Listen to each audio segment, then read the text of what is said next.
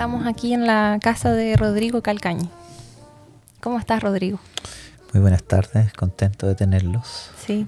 Sí. Un agrado estar en persona aquí, con el tiempo para conversar. Bueno, conversar es uno de los artes más profundos que tenemos. O sea, y también quizás una de las medicinas más importantes para esta época. Sí, sí. Conversar y escuchar, ambas. Muy bien. Sí, escuchar. Y bueno, Rodrigo, averiguamos un poco de ti antes de esta conversación. No había mucha información en internet, no es tan fácil. Pero, por ejemplo, habíamos leído que tú habías estudiado ingeniería comercial y que después, me imagino, has hecho un montón de cosas distintas. Y eso a mí me genera curiosidad al saber cómo pasaste de la ingeniería comercial a interesarte por las comunidades y por la conservación, si era desde chico o fue durante el proceso que te fuiste interesando. Yo pienso que, bueno, yo soy del año 56, terminé el colegio del 73. Cuando nosotros pensamos que estudiar no teníamos idea. O sea, incluso estábamos en un colegio que no nos había de cierta manera preparado, pero hay una separación entre colegio y vida muchas veces. Entonces nosotros elegimos, o yo elegí en ese momento, una cosa que en realidad podría haber sido otra. Por lo que escuchaste, por lo que, en fin, muchas razones. Ingeniería comercial tiene economía y administración de empresas. Yo estudié administración de empresas y me interesaba más la economía. Y aprendí eso, una administración de empresas. Me parece que es un instrumento útil, pero también como que uno lo podría aprender en 2 años, digamos. También me parece que la universidad en ese momento y todavía no es una manera adecuada de educarnos. O sea, pienso que yo en la misma universidad después fui ayudante de sociología, economía y hice un año de filosofía antigua. Y todo eso junto me parece más cercano a lo que eran mis intereses. Y lo que más me interesaba dentro de esos estudios era como la gran idea de desarrollo. Cómo podíamos hacer desarrollo. Y me interesaba el mundo de la empresa, pero más o en conjunto con el mundo del Estado. Vengo de una familia que era una familia comunitarista. Entonces el Estado y las empresas eran 2 elementos que eran insuficientes, complementarios, y lo que lo ponía en juego era la comunidad. Y vengo de ese entrenamiento. En el caso de la atención por el conservación o medio ambiente o eso, mis papás, mi familia paterna son italianos, o sea, somos inmigrantes, como tantos inmigrantes ahora, y no tan lejos. Llegó mi abuelo a Chile a principios de 1900. Y ellos eran... Anécdotas, por ejemplo, era que llegaron a Copiapó y que ellos vieron el lecho del río y sacaban las piedras del lecho del río y cultivaban esa zona. O sea, tenían una cultura campesina o no sé si rural. Y en la casa nuestra de niños había frutales, se cultivaba. Y nosotros cocinábamos con eso, hacíamos mermelada, lo que fuera. Pero era una práctica de nosotros eso. Teníamos ese vínculo. Y mi papá siempre soñó con tener un campo. Entonces yo creo que muchas de las cosas que nosotros sabemos de adultos tiene que ver con el amor a nuestros papás o con ciertas lealtades que nosotros tenemos con nuestras familias. O sea, para mí el vínculo con la tierra era algo clave. Y estudié en un colegio que era católico, de curas holandeses, que fue una experiencia bella, el San Juan Evangelista. Y nosotros, los rituales eran una conexión mística así hermosa, y la vida de lobatos, de scout, de campamento, naturaleza, fuego, cielo, viento, lluvia, ese contacto para mí fue como que amé eso desde muy niño. Y después, bueno, crecimos en una época que se planteaba crecimiento, pero al mismo tiempo nosotros muy temprano por el colegio y también yo por mi familia, estoy hablando de los años 70, se hablaba de los límites del crecimiento. O sea, que no era posible una sociedad que creciera Y también nosotros ya veíamos en ese momento, pero muy intuitivamente, que había unos que tenían y otros que no tenían. Sí. Y cuando tú eres parte de una familia donde a uno les va muy bien y a otros no, surge resentimiento por un lado y surge miedo por el otro. El que tiene mucho se siente atacado y el que no tiene se siente reducido o envidia o resiente o crea una enfermedad. Vimos esa enfermedad muy, muy temprano. Más tarde, yo creo que en los 80, empezamos a ver el tema de conservación. No todavía como conservación, sino era conflicto ambiental, era como destrucción de naturaleza. Y después tuvimos así como una oportunidad de irnos a vivir a una comunidad, la comunidad ecológica en Peñalolén. Y eso yo creo que fue un cambio fuerte también, porque era un pie de montaña, vivía muy poca gente y nos tocó a nosotros como vecinos organizar el agua, organizar el lugar. Al principio muy jóvenes, muy así, viviendo paraísos. Después vamos a volver un poco a eso, pero vivíamos felices. O sea, como no trabajamos todavía, o sea, trabajamos muy poco y para abastecernos. Y vivíamos en la precordillera, digamos, el cajón, o sea, ¿cómo se llama? En Peñalolén. Entonces teníamos la quebrada de Macularría y era como de nosotros. El cuidador era amigo de nosotros, el tuco, y podíamos subir. Y vivíamos ahí, era como que era todo tuyo. Y también yo siento que hay algo en lo humano que tiene esa conexión de que todo es nuestro. Claro. O sea, la naturaleza para nosotros es algo que nos atrae, nos llama, por deporte, en fin. Así que tengo esa marca, pero también lo que nos dimos cuenta, nosotros inicialmente yo trabajé en desarrollo económico, porque era como la especialidad de nosotros, economía popular, economía solidaria. Raceto fue un gran maestro ahí en economía solidaria, trabajamos en eso y vimos también ese elemento como economía solidaria, como complemento a la economía capitalista, ¿no? El tema de la competencia también es una cosa que siempre ha estado presente, si la competencia es la única fuerza, y nosotros vemos que hay algo en el competir que es una fuerza sana, pero eso llevado al extremo es una enfermedad, es como un desequilibrio. Entonces el colaborar nos parece también un tipo de fuerza que es capaz de unir talentos y generar donde no hay. Es como distintas personas pensando juntas, lo que llamamos ahora inteligencia colectiva. Es un don que la humanidad tiene y que de cierta manera lo ha ido ocultando, ¿sí? Entonces todos esos elementos juntos nos han ido como llevando a vínculos más fuertes con la naturaleza. Casualmente también y por historias así hermosas llegamos a este territorio, a la Araucanía, a la zona de Caburga, al estero de Lumaco un verano.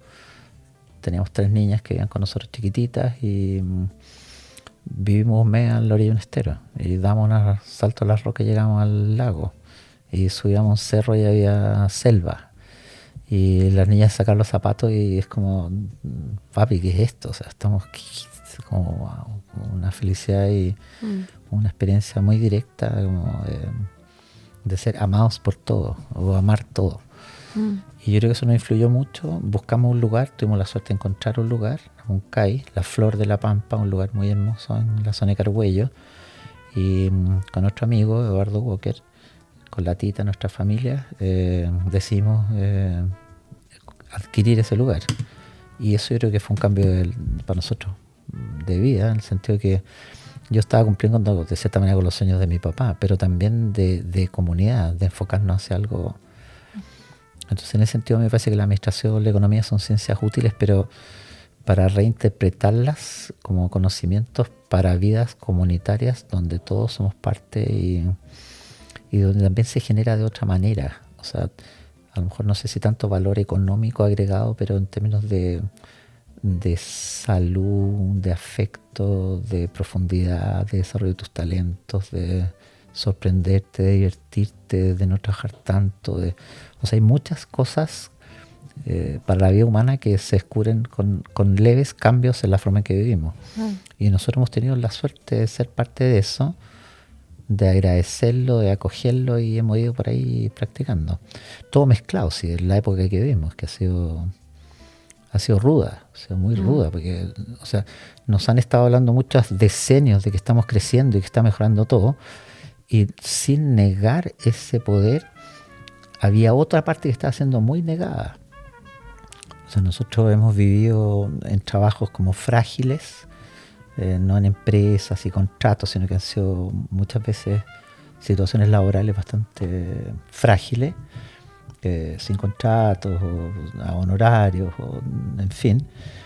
Entonces nos hacía estar cerca de otros grupos sociales, y los mismos trabajos que hemos hecho en economía o en conservación o en desarrollo comunitario nos han puesto en contacto con la gente que está más, no sé si más, pero gente que vive totalmente de otra manera, ¿no? O sea, con otros recursos, con otra cultura, con otra visión, y también mucho también sano y mucho hermoso, pero también mucho sufrimiento. O sea, ciertos años, los 80 en Chile, fueron donde había un tipo de pobreza, que había hambre.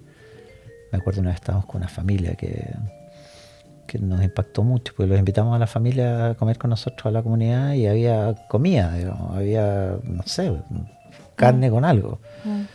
Y la señora en un momento nos dijo que tenía una pena muy grande porque sus hijos de chicos no habían comido. Y que ella creía que ya no iban a tener el potencial como personas por no haber recibido alimento. Entonces el alimento, claro, es un alimento, digamos, comida, pero también el alimento es relación, es trato, es cómo hablan contigo, y es si tu sistema, así como tu entorno es nutritivo, cuánto tiempo dedicaste. Entonces también nosotros sentíamos que había detrás de este crecimiento una sociedad con sufrimiento, con mucha restricción. Entonces nuestro interés era en qué tipo de programas trabajamos que permitan desarrollos de otras maneras, sin saberlo, yo creo, muy intuitivamente. O sea, no es que nosotros hayamos tenido conocimiento que nos permitían, sino que más bien era exponerte a una situación donde eso ocurría y cómo desarrollas relaciones, conocimientos, instrumentos que permiten abordarlo, y abordarlo en un contexto. Entonces muchas cosas resultaban, pero otras cosas no resultaban, y hasta ahora yo creo que la situación de cierta manera que tenemos es la misma. O sea, hemos hecho cosas que yo considero que son muy, muy interesantes, y, o sea, hemos tenido, no sé si, incluso mira el lenguaje, o sea, hemos hecho ciertas cosas siempre con más gente, que han sido cosas que son como milagrosas, o sea, como que no se podían haber hecho, ocurrieron.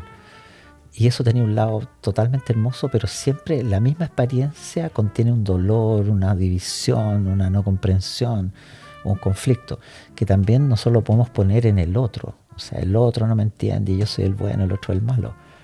Pero también hemos sido parte de esas cuestiones donde hemos sido atacados por cosas, pero también la otra gente nos dice, tú me atacaste, me estoy defendiendo. O sea, experiencias muy luminosas también contienen dolor, y pienso que eso es también muy interesante, porque, o sea, parte como este diálogo inicial de gracias por la conversación, y tú dijiste, y escucha. Entonces escuchar no es una cosa así como, y escucha, sino que escucha es, haz un silencio interior, y en términos de Maturana, digamos, respeta al otro, dale validez, créele, o sea, entiéndelo, acéptalo, y de ahí crea, no lo niegues. Bueno, Maturana en ese sentido creo que ha sido un maestro muy importante. Yo además, mira, he tenido suerte de estar cerca de gente muy, muy hermosa.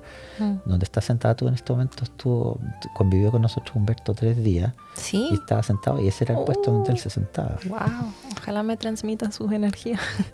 Es lo que dice Thich Nhat Hanh. O sea, si tú lo inspiras a él, o sea, cuando nosotros pensamos ahora en respeto, y que la otra persona es un legítimo otro, o sea, es decir, lo que a él le pasa es legítimo.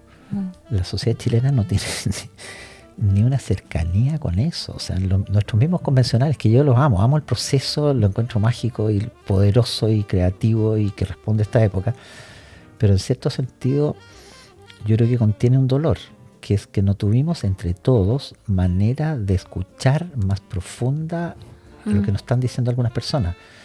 No sé si a la señora Marinovich, porque a lo mejor ella es un poco extremo y a lo mejor ella no va a escuchar, pero hay una parte de lo que nosotros llamamos nuestra derecha, que tiene algo que comunicar generativo, que es un poder que la sociedad necesita para abordar los procesos de transformación que estamos viviendo.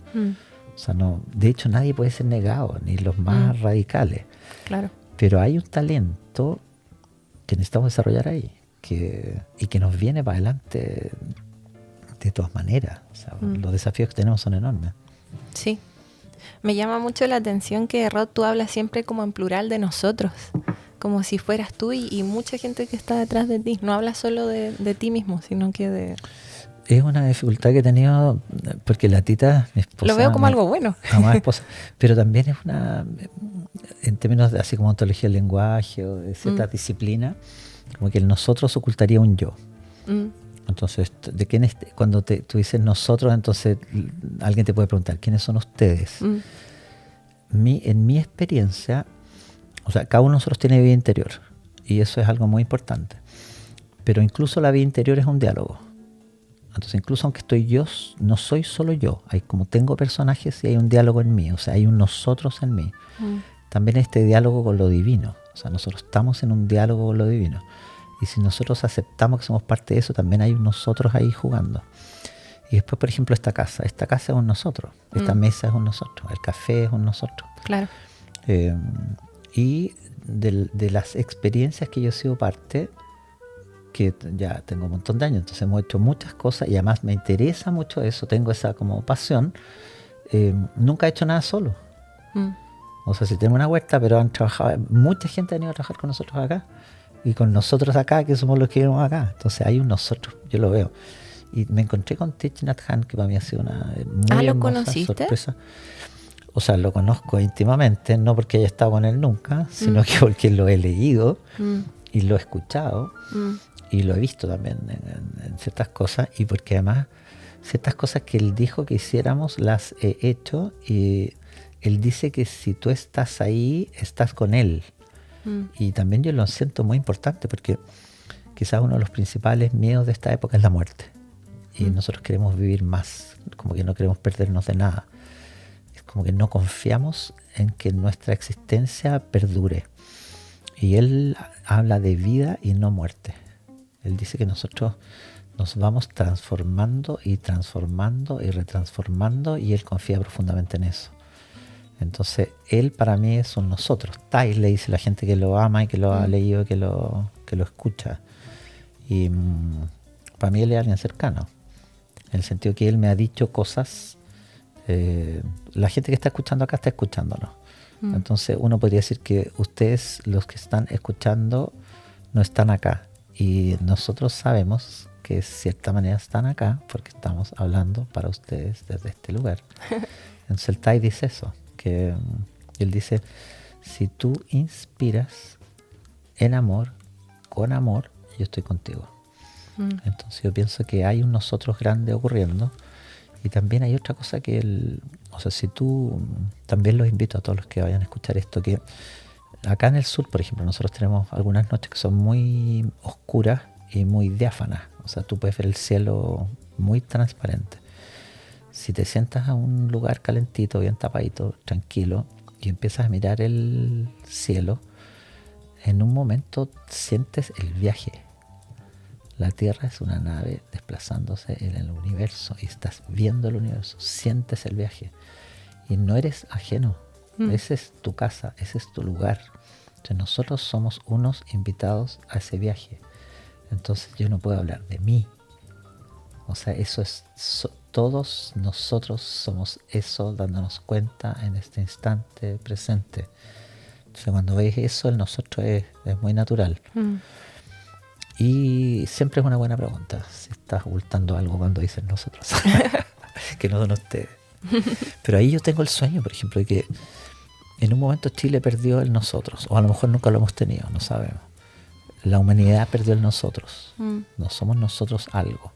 Entonces quizá una de nuestras preguntas es, así más fuertes como época, es cómo generamos un nosotros de manera que todos estemos disponibles a honrar eso y a darle tiempo, recursos, todo lo que tengamos al nosotros.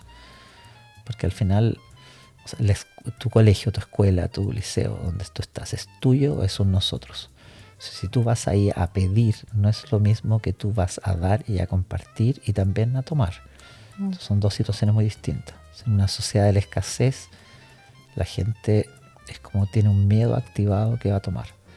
En una sociedad con algo de más conciencia, nosotros llegamos a ese lugar tranquilo, nos enamoramos de la gente, de las situaciones, nos admiramos y queremos compartir lo que tenemos. Y si hay un silencio, hay una aceptación, florecen tus dones y tienes más para compartir. Y yo creo que en ese espacio es donde ha ocurrido también esta pregunta tuya, es decir, ¿cómo han llegado a la conservación? Hemos llegado a la conservación porque vemos que la fuente de la vida... Pedro Hojas, WhatsApp de Lo audio. siento. La fuente... ¿Partimos de nuevo eso? ¿Tú lo cortas o...? Sí, lo puede cortar. O que quede el Pedro Hojas, querido. Entonces la historia es que en un momento nosotros pensemos en el instante original. Hay un primer instante donde todo surge. Esa es la imagen que nosotros tenemos. Es algo muy chiquitito que se pone en movimiento, surge todo. Entonces siempre nos queda de dónde viene eso. Entonces nosotros decimos Dios. Entonces también lo podríamos nombrar de otra manera. Una manera de nombrarlo tiene que ver con el origen o la fuente donde todo proviene. Que la fuente podría tener algo así como vacío, vacuo o nada de donde emergen cosas. Viene todo de ahí. Si viene todo de ahí, nosotros estamos ahí. Entonces ya tienes algo, un origen común. Entonces en ese proceso de transformación nosotros llegamos acá. Entonces nos dice, bueno, en el sistema solar nosotros vemos al Sol y vemos a la Tierra. El Sol se parece mucho a lo masculino, a una energía que fecunda, un fotón, que también podríamos llamar biofotón. Si no fuera un biofotón, ¿cuándo fecundaría? Y vemos a la Tierra también algo que estamos diciendo nosotros ahora en Chile. O sea, como vemos a la Mapu, vemos a la madre. Entonces, no es que la Tierra sea un ser, como dice Thich Nhat Hanh. La Tierra, él dice, es un bodhisattva, es un ser, pero muy probablemente tenga conciencia. Y es un ser que es madre de todos los seres. Y tenemos entonces una familia estelar, una familia cósmica que somos parte. Estamos en el origen, contenemos todo. Entonces cuando tú ves ahí, observas ahora la vida como proceso. Y en la vida como proceso lo que hay es una naturaleza que son miles de seres intercambiando que crean las condiciones para que todas las especies y todos los seres vivan. Y nosotros somos hijos de eso y el hijo que se da cuenta de eso. Entonces como, wow. Entonces en ese caso no es el gran problema el calentamiento global. El gran problema es la desconexión con el flujo de la vida, el no cuidado, no entender los patrones que hay ahí y crear nuestros propios patrones que están demostrando que destruyen la vida silvestre, capaz de crear sistemas que permiten la vida, y estamos sufriendo mucho como humanidad, individual y colectivamente. Entonces es una sociedad que ha tenido como una emergencia, una cúspide y que se está desplomando, y tenemos como la posibilidad como humanidad de recrear, de regenerar. Entonces la regeneración tiene que ver con el cuidado de la naturaleza, y el cuidado tiene que ver con un conocimiento profundo y con un vínculo profundo. Es como en el amor, nuevamente, enamorarnos de. Entonces llegas a la conservación como algo así, es proteger la fuente. Es lo mismo que, mira, si alguno que escuche de Santiago, sería bello que tú que eres de Santiago, que eres Santiago, pensaras de dónde viene el agua de Santiago. Y que todos los habitantes de Santiago se organizaran para cuidar el agua de Santiago. Ciudades que ya lo han hecho, lo que hacen es estudiar las cuencas donde viene su agua y regeneran completa esa cuenca. Claro. Y todos ponen sus recursos, que podría ser dinero, pero si tú pones dinero no siempre entendiste algo. Si tú pones tu tiempo, si lo caminas, si duermes ahí, si tienes la experiencia, si dejas de tomar agua un día y tomas un sorbo de agua, o haces silencio y tomas agua y sientes el agua y ves el flujo y el ciclo del agua. Experiencias así de simples, pero al mismo tiempo así de profundas, nos van a permitir entender que si cuidamos la vida de la tierra, nos cuidamos a nosotros. Y cuando alguien empieza a cuidar, se le despierta así como el amor o la atención al cuidado. Yo pienso que esta época es una época de autocuidado mutuo. Como hay que poner en juego el valor del autocuidado, es el amor a sí mismo, el profundo amor a sí mismo. Y también, si tú te amas muy profundamente, podría ser como muy egótico, me amo yo soy superior, o me amo yo, pero también veo el milagro que eres tú, O sea, si yo me conozco a mí, yo ya sé la profundidad que hay en ti. Es como...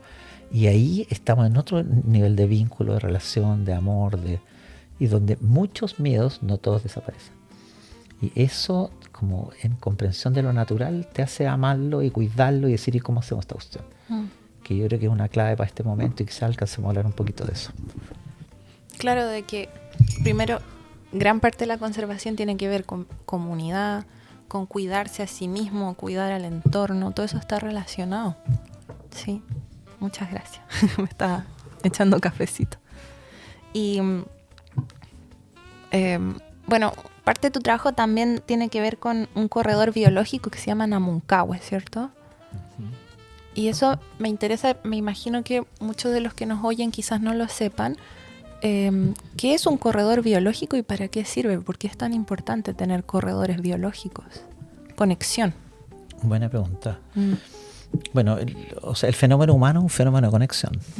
O sea, decimos que el lenguaje, por ejemplo, nace de que se alarga el periodo en que los niños están con la familia, con las madres, con la familia. Entonces hay algo en la conexión que es como en teoría de sistemas, que una cosa A, otra cosa B. A más B genera algo que no está presente ni A en B. Es como está el papá, está la mamá, pero cada uno de nosotros no es papá ni mamá, es algo nuevo. Es algo nuevo. Entonces, como un secreto o una magia o no sé qué, una capacidad del cosmos es que crea, de nada crea. Entonces, cuando tú ves, ecosistema, lo que tienes es un conjunto. En un ecosistema viven distintos elementos, seres, comunidades de seres y se producen intercambios. Por ejemplo, en este territorio estamos en una experiencia muy hermosa descubriendo funga, el reino funga, de una manera además que ha sido muy interesante porque sería un anuncio de los nuevos tiempos esta manera de conocer, que es una experiencia, pero además hay ciencia, pero además hay arte y además el vínculo entre las personas es amoroso. Entonces eso es algo así como una matriz o un útero donde es posible transformaciones. Y en el territorio de nosotros está ocurriendo eso. Esa comprensión tiene que ver con que tú no ves yo, ves nosotros y ves el intercambio y te das cuenta que hay ciertos procesos que ocurren en el intercambio. Entonces, en ecosistemas naturales, cuando tú fraccionas un ecosistema, disminuyes la capacidad de regeneración, la capacidad de resiliencia, la capacidad de ante perturbaciones sanarse. Entonces, cuando ese proceso de fragmentación es a gran escala, te das cuenta que estás perdiendo la capacidad de especies de regenerarse. Perder una especie es algo así como perder un hilo de tu media. Tienes una media hermosa, claro. Se te fue un punto. A la media se le fue un punto. Uno solo y todo se va al chanfle. Sí, es increíble. Pero es lo mismo que hay un ejercicio que es poner en una página en blanca o un punto rojo. Y, o sea, toda tu concentración va al punto rojo. Hay una parábola muy hermosa de la oveja perdida en los evangelios, Jesús. Entonces él dice, el buen pastor cuando pierde una oveja deja todo y va a recuperarla. Es como nosotros en este momento deberíamos dejar todo y recuperar la naturaleza. Lo único así como que yo diría que debería ser una frase simple que todos entendamos: cuidar el tejido de la vida. O sea, toda conexión tiene que ser regenerada. Entonces, cuando tú tienes la posibilidad de ver un ecosistema o actuar en un ecosistema, y tú ves, por ejemplo, que se taló un lugar, ahí después metieron animales, pues se erosionó. Y hay unos hoyos ahí, ya está el hoyo en el bosque, pero además alguien trajo alguna planta, alguna maleza, algo que no sé si maleza, puede ser una vienesa en otro lugar, pero en este lugar sería una planta que no es de ahí, no tiene predador, no tiene límite, y empieza a transformar el sistema y empieza a ser todo transformado. Y toda esa comunidad empieza a ser, perturbada y cuando ocurre a gran escala eso, por ejemplo, pierdes hábitats de ecosistema, pero también podrías perder agua.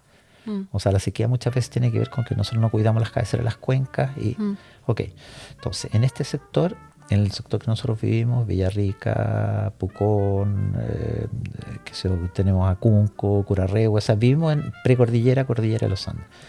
En este lugar hay ciertos lugares que son valles en altura, que duraron mucho porque eran valles difíciles de llegar, pero por los años 900 fueron abiertos esos valles, y el Estado chileno le dijo a la gente que si limpiaba, le concedían tierras.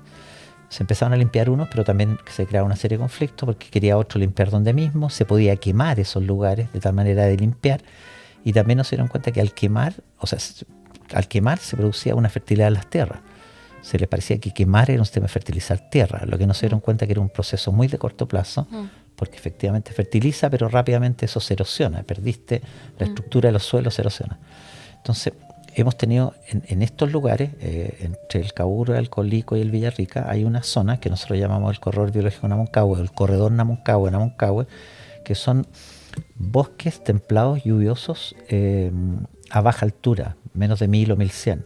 Hay araucaria en las cumbres, pero no son zonas nevadas. Entonces, en ese caso, la biodiversidad de esos lugares es muy alta. Luego son lugares de alto valor de protección. Esos lugares estaban, por supuesto, en el mismo proceso de fraccionamiento, pero también fueron talados, después metidos animales, y había un proceso también de erosión, y también murra y otras especies, digamos, pino en algunos casos plantando, mosqueta, o sea, varias otras presentando, y entrando la liebre, entrando el conejo, perros, gatos, o sea, como antropizándose. Y en el caso nuestro, nosotros descubrimos ciertos lugares, pero no lo descubrimos, llegamos ahí, tuvimos la posibilidad de adquirir algo, y adquirimos algo con el concepto de comunidad, no de negocio, no de ganar dinero. Y esa posibilidad que tuvimos, descubrimos el lugar y nos dimos cuenta que era algo extremadamente hermoso. Inicialmente una conexión como de espíritu, me enamoro, pero después empezamos a ver que no estaba tan sano como creíamos. Y no era un bosque primario, era un bosque ya renoval y muchas veces talado, y muchas veces con así como ecosistema degradado.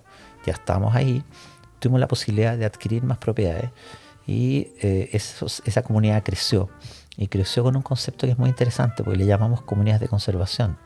O sea, el objetivo del grupo no era lucrar ni era recreación, nos queremos, tenemos interacciones que ha sido muy bello como ecosistema, socioecosistema para crear a nuestra familia y nosotros. Y también estamos cuidando un lugar, nos encanta ir ahí, y también asistimos a un proceso de regeneración.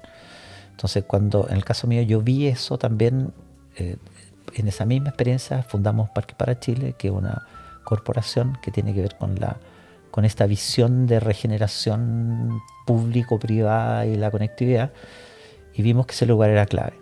Y de vuelta a aparecer el tema de fraccionamiento y corredores biológicos. Entonces, el corredor biológico lo que busca es una conexión de algo desconectado, regenera el lugar y permite entonces que la capacidad de vida del territorio aumente. O sea, estás solo tú, estoy solo yo, estudiamos los dos física, empezamos a estudiar física, matemática o química juntos, y se acelera la capacidad de los dos de creación. Entonces, la sociedad y las organizaciones tienen mucho de eso, que aunque no lo reconozcamos, un hospital funciona no porque cumplen todas las reglas, sino que porque ese grupo de seres humanos está comprometido con la salud. Son su vocación, tratan de cumplir las reglas, pero o sea, muchas veces tienen que saltarse, porque la regla es algo humano que tiene un rol, pero si fuéramos sabios sería una inspiración, y que después tú las veces que te saltas la regla le avisa a todo el grupo: oye, no pude cumplir esa, así que revisemos la regla. Nosotros lo ocultamos acá. Entonces, en fenómenos naturales, la interacción genera, si se rompe la interacción entre ecosistemas o entre especies o entre un bosque, lo partes en dos y corre viento al medio del bosque, y a veces generas, digamos, espacios en que aves no pueden circular, etcétera, etcétera. Entonces, el concepto de corredor biológico es clave: conecta. Que también yo creo que es una buena pregunta para ver qué está pasando con el fraccionamiento ahora, a qué escala llegó, y si esto de corredores biológicos podría ser una clave de regeneración de estos territorios. Claro. Pero lo que nosotros vimos era Namuncay, en este corredor que llamamos ahora Namuncahue, era un lugar que está la reserva Quelhue, que es lo que se puede ver de Pucón, y Quelembre, que es la cordillera que separa Caburga con Colico. Ese corredor tiene en las partes más altas algunas cabeceras de cuenca, del Namucay, del Carhuello, del Namucahue y del Lumaco. Entonces vimos la posibilidad de comunidades de conservación en esos lugares que cumplían. Primero era un método de financiamiento. ¿Cómo financias la compra de eso? Hay gente que quiere ir a conservar, pero también que estaban disponibles para no usar todo, para no fraccionar, para no especular, para no lotear, sino que fueran espacio de conservación y instalarnos en una puntita del lugar, no ocuparlo completo. Y algunos de nosotros lo que vimos era la posibilidad de corredor. O sea, dijimos, si está está el del lado, está el del lado.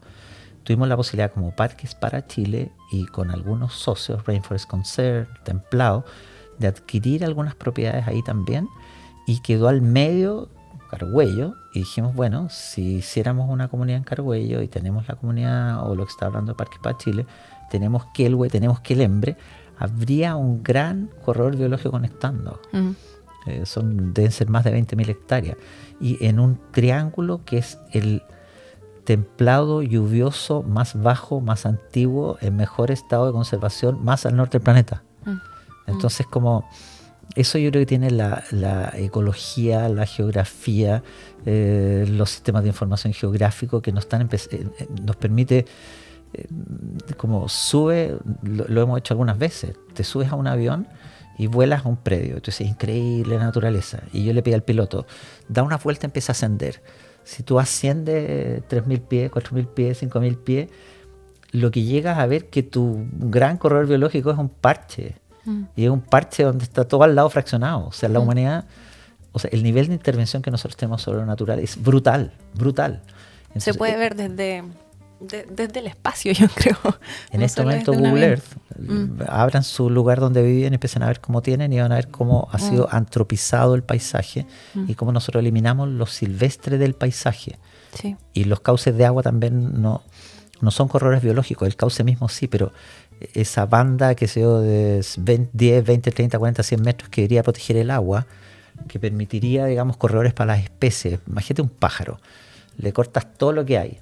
Me acuerdo siempre cuando teníamos un gato y lo llevábamos a ese Namucay, yo caminaba por el gato en un potrero y el gato no quería salir del bosque. No quería salir, se aterraba, era un gato chico. Y se aterraba, después me di cuenta que habían traros. Y el gato chico, si sale, es posible que un traro o un peuco se lo coma. Entonces, tienen ese instinto para saber que no pueden ir a un lugar vacío porque eres comido. O sea, hay un dicho también muy hermoso, cuando el tigre abandona la selva es cazado. Entonces, nosotros creamos condiciones donde no es posible para muchas especies habitar, y lo que se trata entonces de entender el fraccionamiento, generar espacios que conecten, ir generando esa conexión lo más ampliamente posible, y en este caso eran cabeceras de cuenca, y ahora hemos ido descubriendo cómo esa cabecera de cuenca también sigue desprotegida y llega al mar desprotegida, por lo cual tenemos una tarea hermosa, comunitaria y urgente, que es regenerar nuestras cuencas y entenderlas como un órgano hermoso en esta constitución que ha sido dicho con todas sus palabras, y lo hemos podido llevar adelante eso, y que nos toca ahora como comunidades de habitantes de las cuencas pensar y hacer todas las acciones que podamos para regenerar eso. Entonces, que también, cada uno de nosotros se haga consciente de en qué cuenca vive, ¿cierto? De cómo, de dónde nace y hacia dónde va, de cómo está todo conectado. Sí. Sí. Y todos los seres que viven ahí, porque es como... Y en ese sentido yo creo que funga viene muy hermoso. Pensamos en flora fauna y no en funga. Y no son todos los reinos. Van a seguir apareciendo reinos y relaciones. Hay como 6 o 7, me parece. Sí. Reinos de seres, no animales. Es muy hermoso. Y también una de las preguntas que teníamos a propósito del festival aquí, era ¿por qué apareces en este momento? ¿Qué nos quieres mostrar? ¿Y qué patrones se está mostrando a la naturaleza que podrían ser patrones de organización social? Y yo digo que eso es muy hermoso porque, bueno, en las historias también hay un ángel, que es el ángel orgulloso, y hay un ángel que no es el obediente, sino que es el que vive en el asombro, el que vive en la gratitud. Entonces pienso que nosotros hemos sido como sociedad, es decir, nosotros vamos a controlar la vida nos sentimos inseguros, vamos a controlarlas para estar seguros. Y mira lo que creamos, bombas atómicas para estar seguros. Claro. Es como, wow, como Sí. te diste una vuelta larga. Fronteras, paredes, rejas para Frontera. sentirnos seguros. Sí, po. Mm. En vez de acurrucarnos entre todos, como en vez de... En fin, momento hermoso y delicado. Mm. Claro, y me hace pensar, bueno, en Pucón estamos viviendo mucho lo que es que se viene a vivir gente, se está loteando mucho, se habla mucho de que hay más fragmentación. No solo Pucón, he escuchado que también más en el sur, en la Patagonia, también está ocurriendo mucho eso. Y es posible de alguna manera habitar el territorio, pero apoyando a la conservación. No es necesario que uno se imagine que, claro, donde vive el humano va a haber destrucción. También puede haber conservación ahí donde está el ser humano, ¿cierto? Se pueden unir ambas cosas. Es una tremenda pregunta, una tremenda pregunta. Hay un dicho muy hermoso que dice que cuando un santo pisa la tierra, crece una flor. O sea, también, y el estado de santidad en el sentido de un estado de gratitud, comprensión y una acción consciente. Entonces mi impresión es que nuestro estado como de conciencia actual es egocéntrico y está muy, ¿cómo decirlo? Somos adictos a nuestras formas de consumo, formas de vida, incluso maltrato. Es como una adicción, o sea, es como los medios sociales ahora son muy violentos y yo creo que la gente está muy adicta y dice algo y le contestan y contesta y contesta y eso le genera un tipo de energía, o sea, una energía fuerte. Entonces como que estamos acostumbrados a fuertes emociones. Entonces toda esa cuestión yo creo que lleva a una desarmonía, no una armonía. Ya, entonces en caso de Chile estamos en una situación que es muy compleja porque tiene muchos niveles. O sea, a propósito de la reforma agraria se crearon pequeños asentamientos humanos y había una necesidad entonces de más agricultura familiar o cómo abordar el hecho de pequeñas propiedades, cómo se heredaban para generar una ruralidad en esos lugares. Se creó una ley que permitía fraccionamiento a 5.000 metros, mínimo 5.000 metros. Y el espíritu de eso era crear un espacio de ruralidad, ¿sí? Ahora, eso fue interpretado de una manera que permitió como parcelas de agrado. Es un fenómeno que tiene 40 años o algo de ese tipo. Y lo que ha generado es en todo Chile parcelas de agrado. Es una situación muy compleja porque por un lado uno podría decir es una necesidad, la gente lo hace, es una oportunidad de negocio, entonces hay gente que está loteando. Y además descubrieron maneras de inscribirlo, o sea, el SAC te subdivide, te da un rol, impuesto interno, o sea, el SAC te acepta la subdivisión, impuesto interno te da un rol, y aparentemente tú tendrías una situación legal de tu lugar. Pero en realidad está fuera de la ley eso. Sí. O sea, nuestra ley, o sea, no ha sido cuidada por los servicios públicos que tenían responsabilidad, pero tampoco el Parlamento se dio cuenta y tampoco los gobiernos se dieron cuenta. O sea, estamos metidos en una cuestión como que a muchos nos convino eso y era parte de un desarrollo económico. O sea que ya, lo que tenemos entonces, nosotros tenemos instrumentos de ordenamiento territorial que son muy antiguos y ordenan solamente las zonas urbanas y también una cierta forma de pensamiento economicista siempre se opuso al ordenamiento territorial porque siempre ve el que es utilitarista o materialista o capitalista, no sé cómo llamarlo, esa forma de pensar, ve negocio, quiere ganar dinero en todo. Entonces el agua, ¿cómo hago para quedarme yo con el agua y venderte agua? ¿Cómo me quedo con el aire? ¿Cómo me quedo con el suelo? ¿Cómo me quedo con las cosas y son mías y yo las hago producir, contrato a alguien, ojalá pague poco impuesto, ojalá no exista Estado y que nos deje hacer negocios?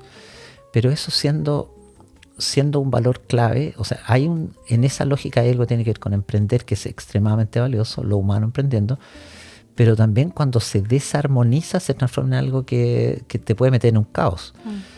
Nosotros estamos en un caos muy profundo como sociedad y tiene que ver muchas veces no solamente con eso, porque eso refleja un estado de conciencia, en fin. Entonces ahora estamos metidos en que Chile está fraccionado, pero no todo, de Santiago para acá, y cada playa o cada lugar bonito se está parcelando. Porque en el fondo hay gente que son la primera generación que está viviendo ahí, llega una segunda generación que les compra. Y lo que hace la segunda generación es especula, lo vende 10, 20 veces más caro y lo vende sin agregar valor. Es una cuestión muy delicada porque también yo creo que hay una ética en el comercio, una ética en la economía que tiene que ver con que tú creas valor. Pero si hay una persona desinformada que quiere algo valioso, tú le podrías vender algo muy barato. Imagínate que tú quieres un rallador de papa y yo me doy cuenta. Y yo voy a una tienda china y lo compro en lucas, 1.000 pesos, y te lo vendo a ti en 10.000. Entonces alguien encuentra eso muy ingenioso. Eres un genio para los negocios. Y otras personas pensamos que eso es totalmente ético, es un abuso, es especulaste, estás engañando a alguien. Entonces, ¿por qué uno diría? En la economía te dicen que si hay información, están todos los sujetos informados, estaríamos en condiciones similares para, entre comillas, competir o colaborar. Pero cuando hay alguien que tiene información y el otro no, entonces alguien compra un fondo acá, 150 hectáreas, que hace 200 lotes, 300 lotes. Ahora hay una restricción, se puede hacer máximo 79, 80 y requiere declaración de impacto ambiental. Pero en este momento, hasta hace muy poco, tú hacías lo que querías, 100, 200, 300. Entonces, eso desde el punto de vista de la ley no tiene que ver con que tú separas 5.000 metros para agricultura y para una familia que no sé qué, ni tampoco algunas posibilidades más que permite la ley. Entonces, lo que hay ahí es que compré en 200 millones un fondo y lo estoy vendiendo en 6.000 millones. 6.000 millones. Entonces uno dice, el notario le parece bien, ¿por qué no es en contra de la ley? Le pagan un montón de cuestiones, el topógrafo también, el que hace caminos también, o sea, hay una economía desarrollada alrededor de eso. Pero la pregunta es, primero, condiciones de viabilidad, o sea, si eso va a poder ser habitado. Porque hay un problema con los caminos, hay un problema con el agua, hay un problema con la contaminación de las aguas. Lugares que son bosques, aquí tú no puedes vivir dentro de un bosque. O sea, la gente viene en el verano y dice, me gustaría un bosque, pero se te llena de hongo la casa, se te enferman las guaguas, y se te pudre todo. Sí. ¿Y qué va a estar quemando leña todo el día? Y, o sea, no se puede vivir ahí. Entonces, nosotros estamos vendiendo algo que en realidad no tiene ese valor. Estás vendiendo una fantasía. Y nuestros servicios públicos no están reaccionando, porque también... O sea, no tenemos una idea que el servicio público tenga que cuidar a la comunidad, sino que tengo un mandato, tengo una ley, hago lo que me dicen. Es como, o sea, estamos viendo una ciudad muy rara. Es como ves un niño que lo van a atropellar y a lo mejor no lo puedes tocar porque van a creer que eres no sé qué. Estamos metidos en mil enredos. Pero en la práctica se está transformando el uso del suelo en no presencia de la ley ni de, ¿cómo se llama?, de regulaciones, y se está transformando tierra que llamamos rural en parcelas de grado. Y es delicado en el sentido que tampoco nosotros tenemos una distinción entre rural y silvestre. Entonces tú podrías estar afectando, por ejemplo, una cuenca que genera agua para un territorio, fraccionándola. Además de reducirla, la puedes contaminar, y eso es el agua del territorio, y no hay nadie pensando eso, no hay nadie que tenga responsabilidad para resolverlo, o a lo mejor si la tiene, por algún motivo no lo está viendo. Ahora, en estos últimos meses, diría yo, ni siquiera años, en estos últimos meses, hay un proceso de despertar de algunos alcaldes y algunas autoridades que están haciendo investigación de eso y buscando oponerse, frenarlo. El gobierno también, el Ministerio de Vivienda y Urbanismo, el nuevo, digamos, ministro Carlos Monte tiene un interés profundo en el tema y están buscando una transformación de eso. Derogar la ley, suspenderla un tiempo. O sea, se están haciendo una serie de... Yo soy parte de un equipo que ha estado trabajando en una guía. Sustenta Pucón es parte de una red de organizaciones y fundaciones de lo que se llama la zona norpatagónica. Y son cuencas y lagos y zona norpatagónica que le está pasando este fenómeno. Y gente que vive ahí está diciendo, oye, que son organizaciones, fundaciones, ¿cómo cuidamos este lugar? Entonces hay varios intereses ahí que están combinados. Pero hay una pregunta que ¿es posible habitar en armonía en esos territorios?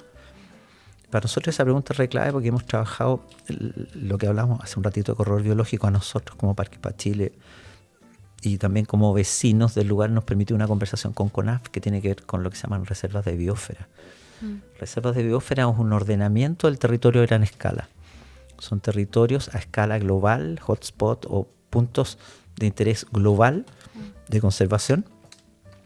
Nosotros a partir del corredor biológico Namuncahue, en conjunto con CONAF, nos aliamos como Parques para Chile para actualizar el expediente de reserva de biosfera araucaria y pasó un territorio que tenía 90.000 o 93.000 hectáreas a 1.142.850 hectáreas. Y Wow. eso es un ordenamiento territorial que está buscando responder lo que tú decías. ¿Es posible para los seres humanos en este momento habitar en armonía acá? Entonces la pregunta que tenemos ahora es si hay una manera de habitar tus 5.000 metros que pudiera ser algo que fuera una buena noticia humana y ambiental. Y probablemente también política, económica y una serie de...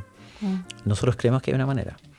La manera tiene que ver con el concepto de corredor biológico, pero con una leve diferencia, y es que cuando tú miras un territorio, una manera de crear orden en el territorio sería que tú identifiques qué es lo silvestre y que tú reconozcas que cada territorio, cada 5.000 metros, o el predio, por ejemplo, estos son 24,5 hectáreas La Alegría, nosotros tenemos 6 comunitarias y tenemos sitios individuales. Entonces yo podría decir, en mi sitio individual hago lo que quiero porque tenemos 6 hectáreas de conservación. O yo podría decir, somos parte de un puzzle de paisaje donde esta parcela también tienen lugares que tienen que ser destinados a conservación. Entonces creas un mapa sobre el mapa de propiedad, que es el mapa de conservación. O sea, son los corredores biológicos que mantienen valores biológicos en el territorio. Cursos de agua o también corredores de bosque, o también pueden estar interrumpidos esos corredores. Y lo que necesitaríamos es esas formas de vida continua, y tú regenerarías una conexión, crearías un corredor biológico que conecta. Entonces el enfoque que nosotros estamos dándole a la guía tiene que ver con eso muy profundamente, que tú eres parte de un macro paisaje, vives en un territorio que son bosques y son agua, eso ha sido transformado. Quieres vivir en una parcela de 5.000, que tu predio se diseñe de esa manera, y que tu predio como parte de la localidad se diseñe con la localidad de esa manera, y que tu paisaje, en este caso la reserva biosfera, los núcleos, las cabeceras de cuenca, los sistemas biológicos empiecen a vivir dentro de los predios, de los lotes, y que incluso entren a las ciudades. O sea, una ciudad en armonía debería contener naturaleza y debería contener también lugares rurales y también urbanos. O sea, es un paisaje que acepta que lo silvestre entre en él. Es como, mira, nosotros tenemos microorganismos en el estómago. Es como nosotros somos nosotros, pero nosotros tenemos todo un mundo salvaje dentro de nosotros. Tenemos lo silvestre dentro de nosotros regulando un montón de procesos. Y nosotros queremos excluirlo. Entonces, al excluirlo, te pones triste. O sea, al excluirlo, vives en una cosa de cemento que se calienta y que respira unos gases que no te hacen bien. Y tus niños, ¿cómo se crían? Entonces, yo lo creo que una transformación global muy profunda tiene que ver con vernos paisaje, vernos constructores de paisaje cultural y vernos también como posibles transformadores y constructores de paisaje. Entonces, mi impresión es que eso está en juego. Ahora, también es un proceso que nos dicen que puede ser como muy utópico. Y que yo creo que utópico es algo que no se puede construir. Y lo que nosotros queremos es algo eutópico, o algo que sea como una visión que es posible construir. Mi impresión es que eso está ocurriendo. O sea, como cada vez lo valoramos más, lo sentimos más. Cada vez hay experiencias más concretas que lo muestran. Entonces yo creo que estamos en ese camino. Y al mismo tiempo, no. O sea, por ejemplo, en el territorio nuestro hay algunos loteos que están loteando directamente lugares silvestres.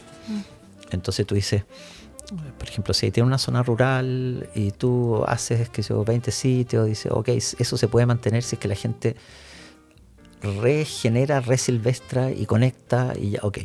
Pero si tú tienes, por ejemplo, los mismos lugares donde nosotros vivimos, Namuncay. En Namuncay nosotros hacemos 400 sitios en 200 hectáreas de un predio que de cabida tiene, no sé, 500 hectáreas. Tú dices, ok, es 40% de lote, pero imagínate en ese lugar donde un camino de tierra delgadito que no tiene, y un poquito de agua, o sea, no tiene agua, quizás arriba, podrían caer 400 familias. A 50 millones el terreno, es una fortuna. Entonces hay gente que esa fortuna la ve y quiere solamente eso. Solo el dinero, sí. Ve eso. Pero también lo que nosotros podríamos decir, en lugares como eso, comunidades de conservación, pueden haber 10 familias o 20 familias. Y en una aldea, y en un lugar chiquitito, no tomar tanto. Y ese grupo es, o sea, el porcentaje principal es conservación. Entonces hay muchos loteos acá que mi impresión es que tienen que ser claramente, no sé cómo prohibidos, yo diría cautivados. Estaba hablando con unas personas el otro día, me dijeron, nosotros invertimos acá, necesitamos recuperar. Si mi punto fue, ¿cuánto necesitas recuperar? Tanto. Entonces le dije, si en vez de 50 sitios tienes 10, tu sitio va a ser más caro. Entonces el negocio que tú estás haciendo no son 300 sitios, son 10 sitios, 20 sitios de personas que puedan pagar eso, porque para que eso ocurra tiene que haber la responsabilidad de cuidar los bienes y servicios ambientales. O sea, el flujo de servicios que crea, eso es lo que tiene que la humanidad asegurar. No solo el país, no solo el Estado, no solo el vecino. Ya estamos hablando de flujos vitales. Entonces yo creo que ese tipo de conciencia está emergiendo. Y al mismo tiempo, para no alargarme mucho más, ya puede ser un poco aburrido, pero la ciencia y la técnica también ha ido reflexionando en esto. Y también tenemos ciencia y técnica que nos permite pensar de esta manera. Estamos hablando de bioética, ya no estamos hablando de socioética. Es el cuidado del tejido de la vida de todos sus seres. Y nosotros somos en el antropoceno el actor que está teniendo la capacidad de transformación de paisaje. O sea, somos los responsables de la transformación de paisaje. Y estamos, yo creo que, de cierta manera, como muy desvinculados y por otro lado, con mucha emergencia y con mucha evidencia de la necesidad y también mucha gente. Por eso el nosotros. Hay gente que está cantando, que está bailando, que está haciendo rituales, que está plantando, que está con huertas, que está practicando como bioregeneración y permacultura y agricultura orgánica y todo desde gratitud, o sea, y en presencia del misterio. O sea, está pasando algo que yo creo que es muy hermoso, muy, muy hermoso. Sí, igual lo veo. O sea, veo ambas cosas, veo también la destrucción de la naturaleza, veo que se está llevando al límite a la naturaleza, el cambio climático. Ocurren muchas cosas malas y al mismo tiempo veo muchas cosas bonitas y buenas que están ocurriendo. Entonces es como, veo que va a ocurrir un cambio, no sé cómo llamarlo, el cambio de paradigma quizás le llaman. Uh-huh. Y quizás debido a la misma crisis que estamos llevando al límite al planeta. Gastón Soulet en una conversa que tuvimos muy hermosa decía que la palabra crisis tiene riesgo, pero también es una oportunidad. O sea, que estemos en este momento también es cuando se empieza a acumular energía para una transformación. Ahora, igual me gustaría llamar la atención sobre esto. Mira, que yo creo que tenemos que estar muy atentos a decir, estamos haciendo un montón de cosas y yo creo que tenemos que tener yo por lo menos tengo una gratitud enorme por el momento que estamos viviendo, porque en vez de ser desesperanza, cuando hay muchas señales de desesperanza, también tenemos la esperanza viva. El Manuel Baqueano dice la esperanza activa. Yo creo que somos esperanza activa. O sea, porque no nos hemos detenido ante lo que está ocurriendo, sino que más bien estamos cambiando. No es que sepamos, no es que estamos cambiando y aprendiendo y insistiendo y creyendo cada vez más. Pero también está la pregunta de cómo nos organizamos, de cómo comunicamos, de cómo somos más comunidad, no nosotros cada experiencia única, sino que cómo se teje territorialmente, por ejemplo. O sea, cómo conversamos con nuestros servicios públicos, porque estoy participando en una experiencia muy bonita en San Juan de la Costa, que es el litoral de la costa de Osorno, donde hay varias caletas y varios asentamientos humanos costeros que están viviendo también en lugares hermosísimos. La pesca y las actividades sociales es muy importante ahí, pero también es como que no es una sociedad como muy próspera en un sentido no solo económico, sino que tiene muchas dificultades. Entonces lo que nos dimos cuenta es que requiere una inteligencia colectiva territorial. Es como que ahora un territorio, por ejemplo Pucón o Villarrica, Pucón, Curarrehue, que nosotros pudiéramos decir tenemos una inteligencia espacial territorial. Entonces, somos parte de una red de organizaciones que siente, comprende, piensa, diseña, actúa colectivamente. O sea, ya no es algo de mi organización. Entonces yo veo muchas de las de nosotros que contienen los elementos y también digo, estamos en un proceso de viendo cómo se hace una red. Lo que nos pasa en el sector de la costa también, y yo creo que estamos en unas conversaciones con el gobierno ahora que son, yo creo que muy, muy atractivas, muy interesantes, es que también los servicios públicos están fraccionados. Hablemos de nuevo que hay un fraccionamiento ecosistémico, pero también sociosistémico. O sea, cuando tienes que educación, no son educación y medio ambiente como una cofradía, una hermandad, una red, un intercambio, sino que cada servicio público tiene su visión y está en sus instrumentos y en sus tiempos. Y además con todo lo que entendemos de burocracias, pero grupos políticos y cosas de corrupción al interior y cosas de... O sea, entonces, ¿cómo también este proceso que es tejido social requiere el proceso del tejido de los servicios públicos?